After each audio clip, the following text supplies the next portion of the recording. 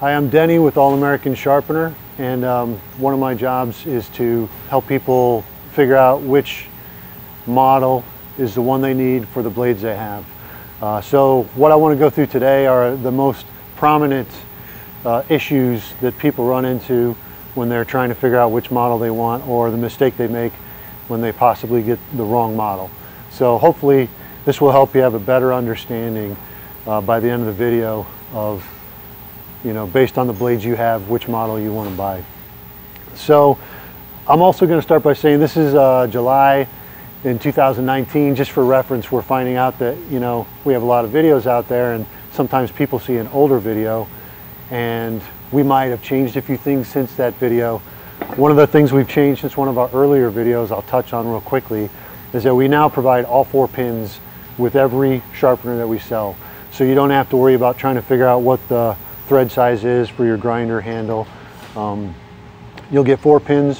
One of them should fit with any grinder you have that's between 4 and 5 inches. I'm going to talk first about the 2 most important things, and one has to do with the angles, the geometry. You see I have a lot of different blades out here. And the other has to do with the center section, where it clamps in the vise. Most importantly is the angle of the grind that you get on your blade, based on our settings, or based on if it's at a 30-degree fixed setting for the model 5002, is all based on the center of the blade. That's where it's clamped in the vise. So picture if you had a nice flat piece of steel in here, then that angle is going to be true all along it. Where things get tricky is when you end up with a blade where, this is the most prominent one I have, so I'm going to use this one. You end up with a blade where the angle in the center here, when I put this in the vise, it's going to be clamped about like this. So as you see, this angles upward from the table, and that alters the angle of your grind by that many degrees. So depending on your blade, the easiest, most simple blades would be one like this. It's put it down here. It's nice and flat, and by flat what I mean is the underside of the cutting edge is flush on a table when I lay it on this table. There's no air under there as it moves toward the back of the blade, which means it's parallel to the ground, which means it's parallel to the center of the blade, which means when you put it in our vise, the angle setting that you have is going to be true to the grind that you get. If your blade, here's an example of a very minor adjustment on blade. This is a gator blade, and we found that, I don't know if it's when they stamp the gator teeth into these or what, but it actually changes the angle of the cutting edge just a little bit, so it's not quite the same as the flat part, the center of the blade, where it's in our vise. So it's going to throw the angle off. There's just a little bit of a gap under there as it goes toward the back. So it's changing those planes, changing the angle of your grind. So on a gator blade, we found that a 35-degree setting is going to get you a 30-degree edge, a factory edge on these blades. A good way to tell if your blade is going to have issues like this is if you lay it on a table and you get a wobble. This is the most severe case, obviously, but some of them it's just a minor wobble. This gator, it's real minor, but it's enough. I'm also going to touch on the bi-level mulching blades. There are multiple types of bi-level mulching blades out there. We built the Model 5000 specifically to handle bi-level mulching blades, but it's specifically designed around the commercial bi-level mulching blades, where the outer section is perfectly flush, flat to the table. So that's where we're going to need our 30 degrees to get a 30-degree edge.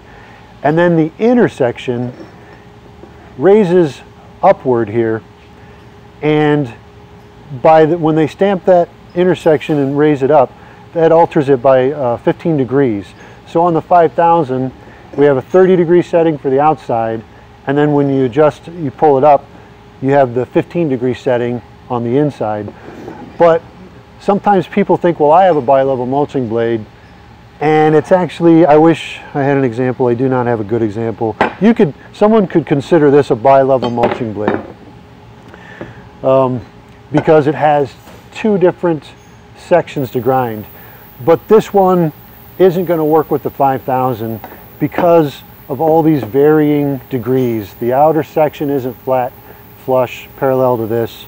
So when you're considering the 5000, you want to make sure that your bi-level mulching blade is pretty specific to flat on the outer edge and stamped up 15 degrees on the inner edge. Specifically, this is an X-mark blade, so if you have an X-mark and you have bi-level mulching blades, then you're good. The 5000 is going to work for you. The other issue that people can have is how your blade will mount in our vise system. If it's nice and flat in the center, or at least on the sides, let's see, this is the best example of a nice flat center. There's no lips, no curvature, no nothing. It's just a flat piece of metal. Put that in the vise and no issues. Where things can be a problem, this is a Toro blade. It's a good example, this Toro blade. The sides here are beveled up. This is probably a better view of the blade here. So when the sides are raised up like that, sometimes it'll be a sharper curve. I think Cub Cadet makes a blade that has more of a 90-degree curve on the outer edges. But it raises the metal up on the sides, and the vise screws aren't set high enough to fit over the top of those sides. It's a minor issue. It's not a major issue. You can accommodate a blade like that by backing the 4 vise screws out. I'm not going to demonstrate that here. We do have some other demonstration videos to talk about how to back the vise screws out. It's just a hex wrench. You turn them out. You want to make sure you turn them all the same amount of turns, so you count your turns because you want the height to stay the same. But you can back those screws out to accommodate a blade like this. But it's something to be aware of. If you have a blade that has the sides that are raised up like that, that's an adjustment you're going to have to make. I'm going to touch on the EXT models real quick. If you don't have a counterclockwise blade, you don't need to worry about EXT models. The only reason you would get an EXT is for the extra feature of grinding counterclockwise blades. We have other videos about that, so I won't get into the details. But if you're shopping and you're watching this video and you don't have counterclockwise blades, you can take all the EXT models out of your, choices. You don't have to worry about that. The last thing I'll say is, if you want the most future-proof model, if all this information is more than you want to go through, just get the 5005. It can do pretty much everything all the other models can do. You just have to set your angles, and it's going to be the one that's going to be the most future-proof and handle the most blade types. That doesn't mean it's going to handle 100% of the blade types on the market, but it's out of our products, it's going to cover the most. The only step up from that is the 5005 EXT, and again, the only reason you need an EXT model is if you have counterclockwise blades in the mix. So yeah, if you're not sure and you just want to make sure you got the one that's going to cover all your angles, get the 5005. I think that's all I have for this video today. We appreciate everybody watching the videos and checking us out. Hopefully this helps you make a decision on which one of our models is going to be best for your set of blades. Thanks.